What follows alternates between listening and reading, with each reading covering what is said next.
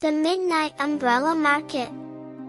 In a sleepy little town called Willowmere, where the fog rolls in like marshmallow clouds and the street lamps blink as if they're winking at the moon, there was a secret only a few children in the world ever discovered.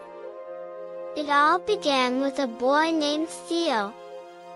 Theo was 9 years old, curious like a detective, and had an unusual hobby: he collected umbrellas. Not because it rained much in Willowmere, oh no. In fact, it rarely did. But umbrellas, he believed, held stories. He found them in thrift shops, parks, and even hanging off tree branches like forgotten bats. His room was full of them, polka-dotted ones, umbrellas shaped like cat ears, some that smelled faintly of cinnamon or oranges, and one that hummed when the wind blew. One foggy Thursday night, Theo couldn't sleep. The wind was whispering through his open window, almost as if it were calling him by name. Theo! He sat up. "Who's there?" he whispered, half hoping it was just the wind being weird. But then he saw it. The humming umbrella, the cinnamon-scented, teal-blue one, was glowing. Softly, gently, like a candle made of stars. Theo tiptoed over. The umbrella tugged at his fingers, as if asking to be opened. As soon as he did, whoosh, a spiral of soft purple light surrounded him, and the ground beneath his feet melted away. When he blinked again, he wasn't in his bedroom. He was standing in a vast open field, but not just any field. Dozens, no, hundreds, of umbrellas floated in the air, spinning and dancing like jellyfish. They were all colors and sizes, and below them stood little market stalls, each glowing gently in the moonlight. The signs were in looping, sparkly handwriting. Midnight Umbrella Market, one night only.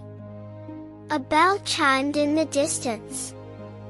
The sound was warm, like someone smiling with sound. Theo gasped. "What is this place?" A voice beside him answered. "A place for dreamwalkers."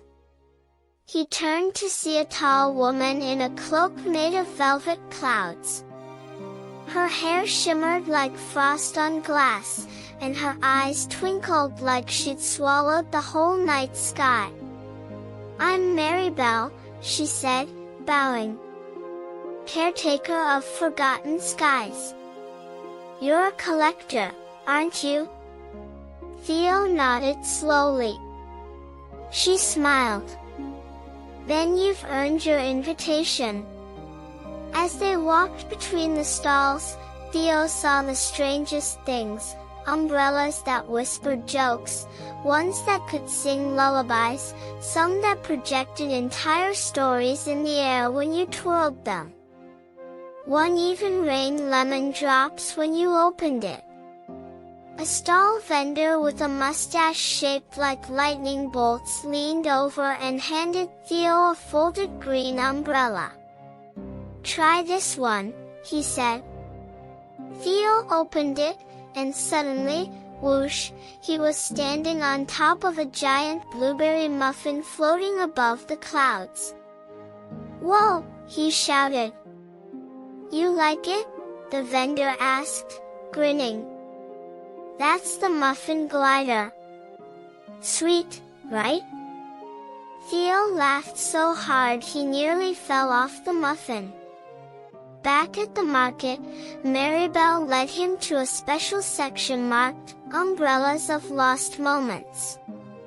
Here, Theo saw memories playing inside umbrellas, birthday parties, first snowfalls, lost pets being found, warm hugs from people long gone. Umbrellas, Maribel said, catch the moments the world forgets.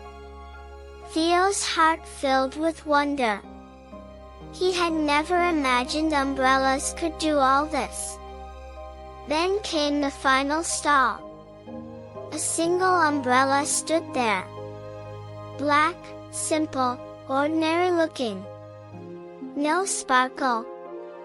No music. Go ahead, Maribel said softly. Theo hesitated, then touched it. In an instant, he was back in his room. Rain was tapping gently at the window.